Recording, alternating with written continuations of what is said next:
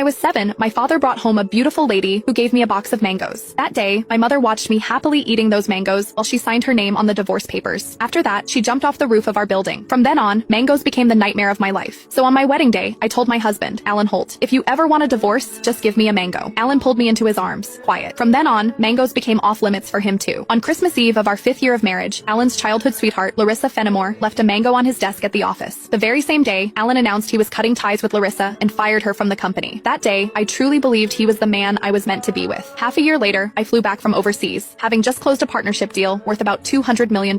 At the celebration dinner, Alan handed me a drink. After I had finished half the glass, his so-called childhood sweetheart, the woman who had been kicked out of the company, stood behind me with a big grin and asked, "Does the mango juice taste good?" I stared at Alan in disbelief, and he was trying hard not to laugh. "Don't be mad. Larissa insisted I played a little joke on you. I didn't actually give you a mango. I just gave you a bottle of mango juice. But I think she's right. The fact that you don't eat mangoes is a real problem. You were really enjoying that juice just now." My face went cold. I lifted my hand and threw the rest of the mango juice in his face, then turned around and walked away. Some things are never a joke. I wouldn't kid around with mangoes or divorce. Ms. Mendez, your stomach condition flared up again because of stress and emotional triggers. If there's something you really don't like to eat, you mustn't force it down again. The next time might not just be a stomach ache. We might have to remove part of your stomach. Stay in the hospital for observation for 1 day, and contact your family as soon as you can. When I heard the doctor say that, I went completely quiet. For the sake of a new project, I had been overseas for 39 straight days, working day and night, and I finally made it back in one piece. I never expected that at the celebration dinner, 1 glass of mango juice from Alan would land me right in a hospital bed. Out of habit, I tapped open my pinned chat on WhatsApp, typed 2 words, and then realized something felt off. Looking closely, I confirmed that it was Alan Holt. He had just changed his profile picture. Now, it was a green mango. While I was staring blankly at the chat window, Alan's call came through. He sounded cold. "I'm already home. Where are you?" I said nothing. Any other time, I would soften my voice and act like a spoiled little girl with him. But tonight, I honestly didn't know what to say. Alan sounded annoyed. "Myra, how long are you planning to keep this up?" "I'm at the hospital." Alan went quiet. He had never shown much interest in my health. He would never have guessed that 1 glass of mango juice from him would send me straight to the emergency room. "Stay put at the hospital. I'm coming over right now." I didn't want to deal with him, but my body was so weak that I didn't feel like moving at all. Time dragged by. The doctor came in to check on me 3 different times, and Alan still didn't show up. Right before I went to sleep, I glanced at my phone one last time and saw Larissa Fenimore's new post on her social feed. Every time I get hurt, my knight in shining armor shows up. I'm so lucky. The picture under it was a shot of Alan putting a bandage on her. Larissa's profile picture was a yellow mango. It was pretty, but it made me sick. Alan and I had known each other for 10 years, and he had always known exactly where my bottom line was. After so many years in business, he also knew perfectly well how to keep a proper distance from other women. But now, he kept crossing that line again and again. In that case, our marriage and the newest project I had negotiated no longer needed to exist. I had closed a $200 million